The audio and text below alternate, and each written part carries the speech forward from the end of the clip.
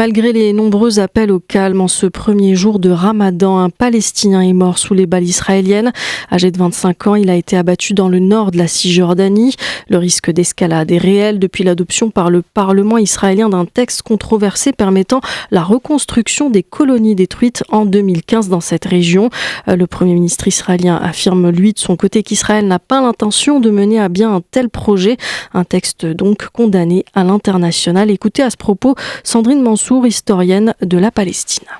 C'est une autorisation officielle de poursuivre la colonisation, c'est-à-dire pour des colonies qui étaient non reconnues, ce qui veut dire qu'aujourd'hui toutes les colonies vont être officiellement reconnues. Ce n'est pas un hasard que ce soit celle du nord de la Cisjordanie, c'est pour montrer que d'une part ils n'accepteront aucune résistance à la colonisation et à l'occupation, et que d'autre part ils vont continuer à poursuivre leur volonté et leur idéal qui est de prendre la totalité du territoire et d'évacuer le maximum de population d'une manière ou d'une autre, ou de les faire partir par la force s'il faut. C'est ce qui se passe en fait aujourd'hui avec la destruction des maisons, la destruction et l'arrachage des arbres en fait. C'est couper les Palestiniens de leur sol, les couper aussi de l'accès à l'agriculture. Il faut savoir que le nord de la Cisjordanie, c'est le grenier actuel de la Cisjordanie et que c'est fondamental pour la population palestinienne.